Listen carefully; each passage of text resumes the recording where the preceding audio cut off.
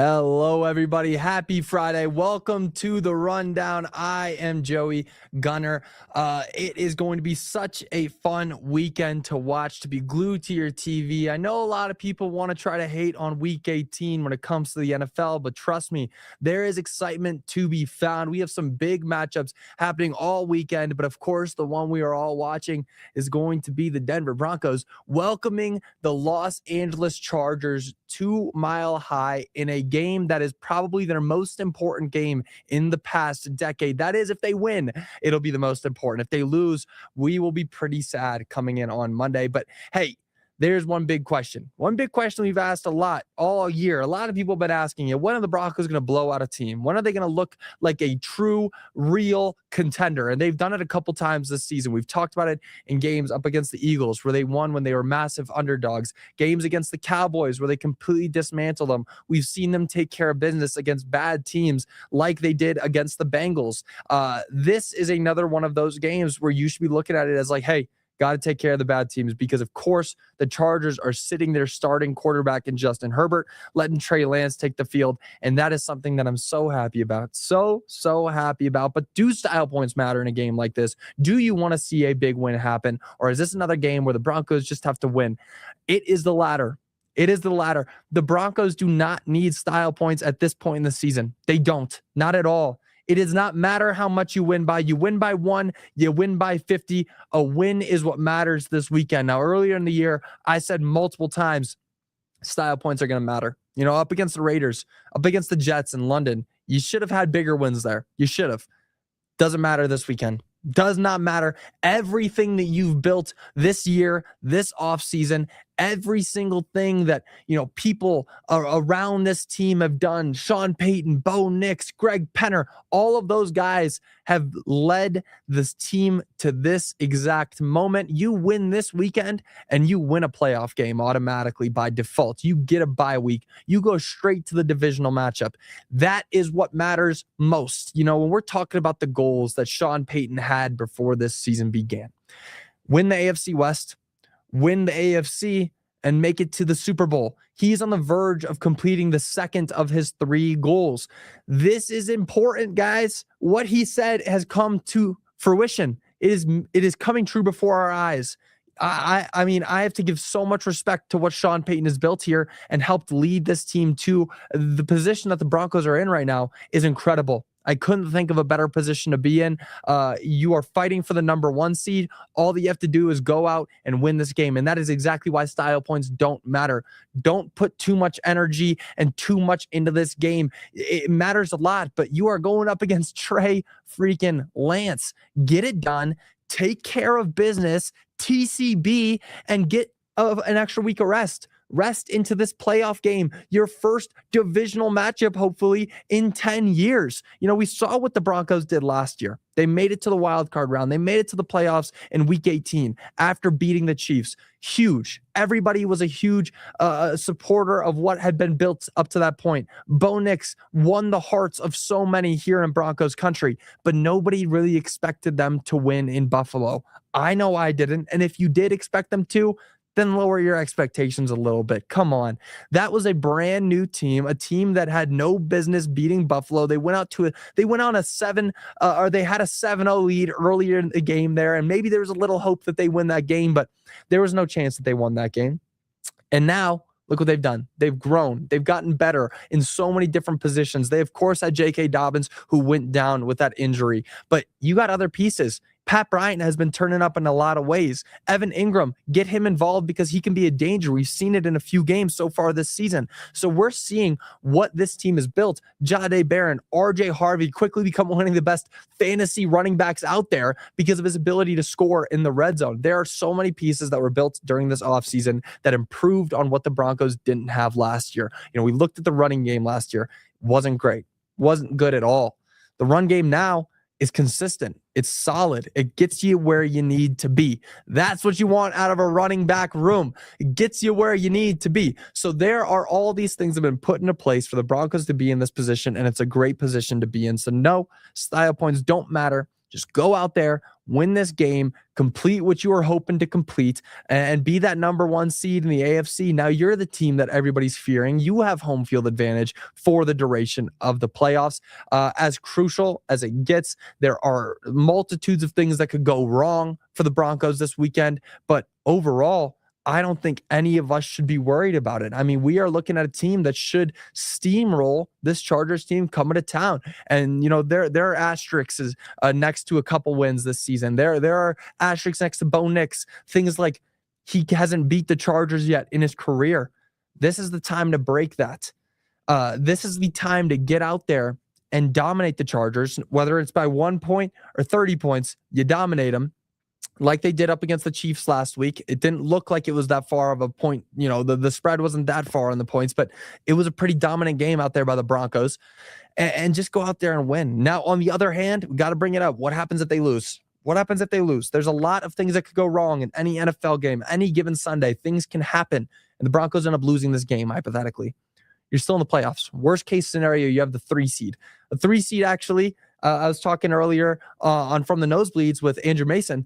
3 seed, I would prefer it. And you know why?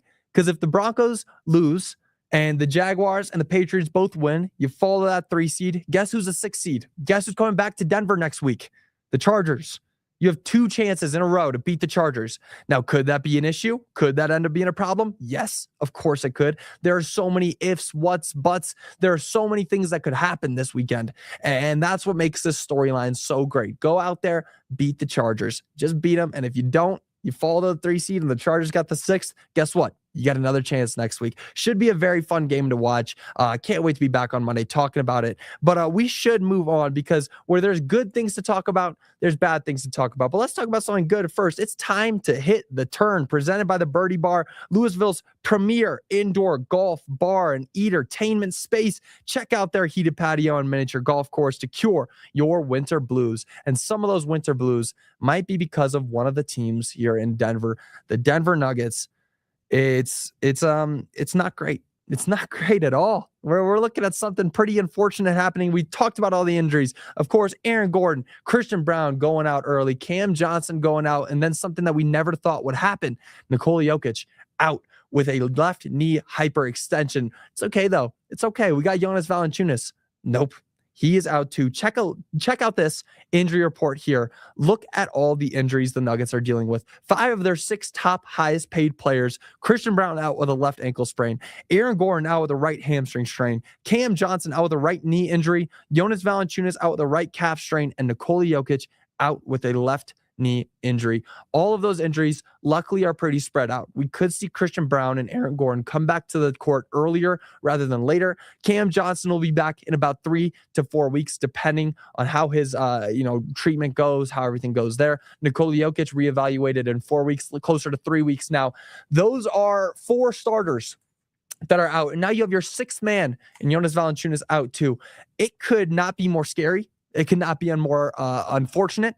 This is a really, you can't plan for things like this. You can't. You cannot plan for injuries to 5 of your top 6 players in the rotation going out. You can never plan for that. But the Nuggets still found a way to do something. They beat the Raptors, who are a good team in the East, by the way. They beat the Raptors by 3 points the other night in a crazy, exhilarating, exhausting game to watch. Brandon Ingram ends up coming down with no time basically left on the clock, hits a buzzer beater off the backboard. Luckily, refs overturned it, said it was still on his fingertips, so snuck away with a win there. But the Nuggets have proven that they can still win without their top guys.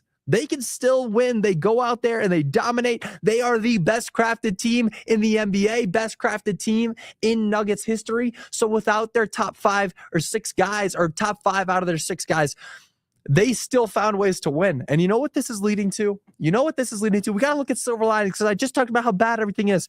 The silver lining is Jamal Star's playing like an all-star. I mean, look at this guy. He is going out there. He's dominating. Jamal Murray is obviously the second most important piece of this team and has never been awarded an all-star before. This is his year. He's winning an all-star spot this year. Look at the way that he's been playing at one of the highest levels he's played at to start the season in his career. Usually Jamal Murray picks up in the latter half of the season, especially in the playoffs. We know how playoff Murray is. We know how bubble Murray was. Now he's taken that talent and starting the season with it. We are in January now, and he's having the best start to his career or a season in his career.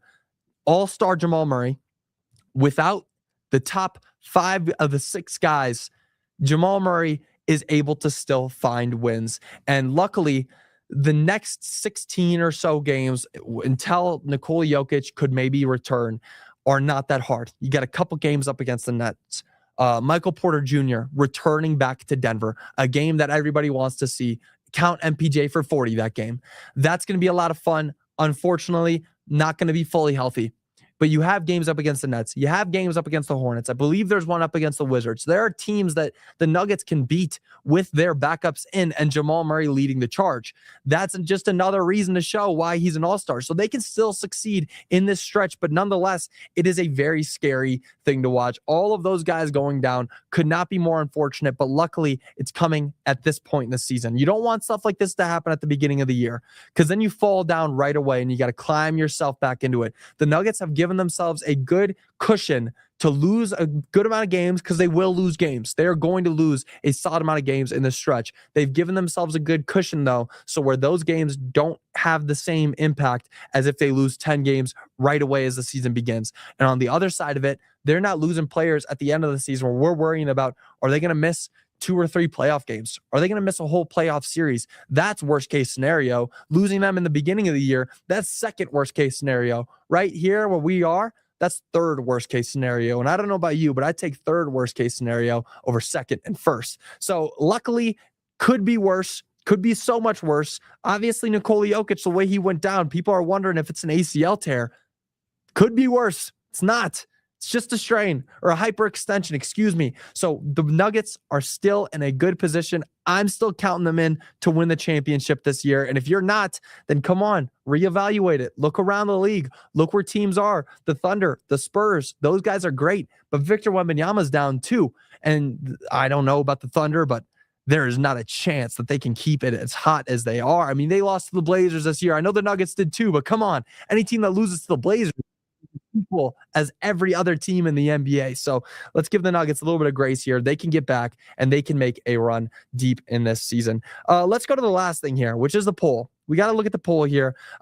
Always fun to look at, but there is a great opportunity for the Broncos to win the Super Bowl this year.